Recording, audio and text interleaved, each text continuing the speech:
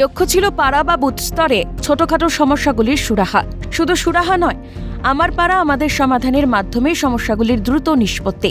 কিন্তু শান্তিপুর পুরসভার ২ নম্বর ওয়ার্ডের ৯৭ নম্বর বুথের সৌরেন্দ্রনাথ ঠাকুর সরণি এলাকায় বঞ্চনা। সেই অভিযোগে ক্ষোভে ফুঁসছে এলাকাবাসী। জানা গেছে, এই এলাকায় প্রায় শতাধিক পরিবারের বাস। দুয়ারে সরকার ক্যাম্পে গিয়ে 2টি রাস্তা সংস্কার এবং একটি রাস্তায় ইলেকট্রিক পোল বসানোর আবেদন জানিয়েছিলেন, কিন্তু কাজ হয়নি বলেই অভিযোগ স্থানীয়দের। সত্য, তুমি আমার এই রাস্তাটা করে দাও। তুমি কত বছর ধরে আমাকে খালি ফাঁকি দিচ্ছ, আমি মরলে কি করবে নাকি, এইভাবে বলেছি। খুব রাগ হয়। তখন করছে যে আমি কোথা থেকে করবো, সিটি ফুটা যা পাই তাই দিয়ে করি নেই। আমি সিটি ফুটা যা পাই তার মানে 10 লক্ষ টাকা আমার দেওয়া হয়েছে, সে টাকা তুমি কোথায় খরচ করলে? হ্যাঁ, আমার রাস্তা করি, তোমার এখান থেকে যেতে হবে, কোনো কথা শুনতে চাইনি। আমি এরকম ভাবে রাগের মাথায় অনেক কিছু বলেছি। প্রকল্পের জন্য মোট 10 লক্ষ টাকা বরাদ্দ থাকলেও এখন পর্যন্ত মাত্র 2,65,000 টাকার কাজ হয়েছে। কাজের জায়গায় লাগানো ফলকেও ওই টাকার অঙ্কই উল্লেখ রয়েছে। এলাকাবাসীর অভিযোগ, বাকি টাকা দিয়ে পাশের গলি রাস্তা ও সেখানে ইলেকট্রিক পোল বসানোর কথা থাকলেও এখনও জানানো হচ্ছে এই প্রকল্পে আর কোনো কাজ হবে না। পাশের রাস্তাটা হয়ে গেছে ঢালাই, কিন্তু এই রাস্তার না পোল হয়েছে না এখনো রাস্তা। টাকা তো এখনো রয়েছে, তার মানে 7.5 লক্ষ টাকা। আবার এক বুথের টাকা তো অন্য বুথে নিয়ে যাওয়া যায় না। সেটাও নিয়ে যাওয়া যাবে না। সেটাই প্রশ্ন, যে বাকি টাকাটা কি হলো আর এই রাস্তাটা কেন হচ্ছে না।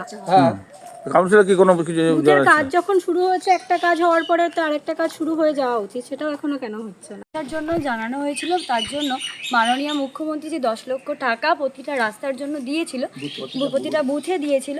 তো সেই বুথে টাকা মানে আদার্স যে রাস্তাগুলো করা হয়ে গেছে, কিন্তু আমাদের গলিটার কোনো ব্যবস্থা এখন উনি করতে পারেননি। তার জন্য আমরা কাউন্সিলরের কাছে গিয়েছিলাম, সবাই গিয়েছিল, সবাই জানিয়েছে, কিন্তু উনি বলেছে বাদবাকি রাস্তাগুলো করা হবে, তারপর এটা করা হবে। কিন্তু যেই রাস্তার কথা উনি উল্লেখ করছেন সেগুলো আগেই হয়ে গেছে।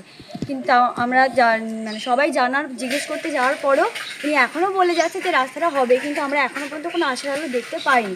এই বিষয় নিয়ে কাউন্সিলর পুষ্প দাসের স্বামী ও প্রতিনিধি সত্যনারায়ণ দাস জানান, কোনটা আগে হবে কোনটা পরে সেটা জানা সম্ভব নয়। একটা এনসিআর নির্বাচিত হয়েছিল, বুথের লোকেরা তাদের ইচ্ছা মতো চয়েছে জমা দিয়েছে পছন্দ মতো, সেই মতো এনসিআর সেইখানে নাম্বারিং করেছে।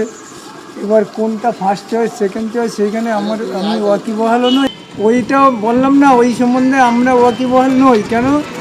এটা বুথের লোকের উপর সম্পূর্ণ নির্ভরশীল। জনসাধারণ পাড়ার সমাধানে জমা, এই জনসাধারণ তো দাঁড়িয়ে রয়েছে এখানে, সবাই দাঁড়িয়ে থাক। জনসাধারণই তো বলছে আমরা লিখিয়েছি সেকেন্ড অপশন, সবার আগে আমাদেরটা, কারণ এটা আমার এখতিয়ারাধীন নয়। এই ঘটনা ঘিরে এলাকায় রাজনৈতিক চাপানোতর সুর চড়িয়েছে বিরোধীরাও।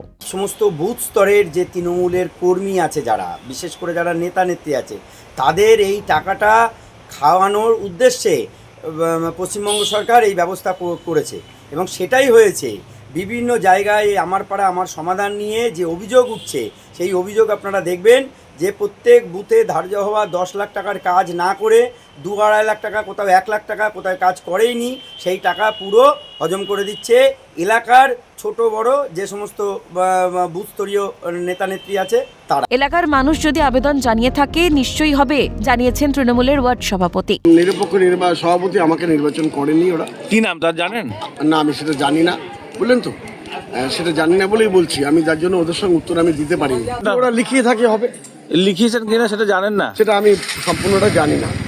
সরকারি যিনি আছেন তিনিও জানেন না, কাউন্সিলরও জানেন না? কাউন্সিলর নিশ্চয়ই জানে। কাউন্সিলর তো বললেন যে আমরা জানা যখন সিগার না গেলে আমি কি করব? কাউন্সিলর তো নিশ্চয়ই জানে। আসন্ন 2026 সালের নির্বাচনের আগে এই দাবি পূরণ হয় কিনা সেদিকেই তাকিয়ে রয়েছেন এলাকাবাসী। প্রসেনজিৎ বিশ্বাসের রিপোর্ট, ক্যালকাটা নিউজ।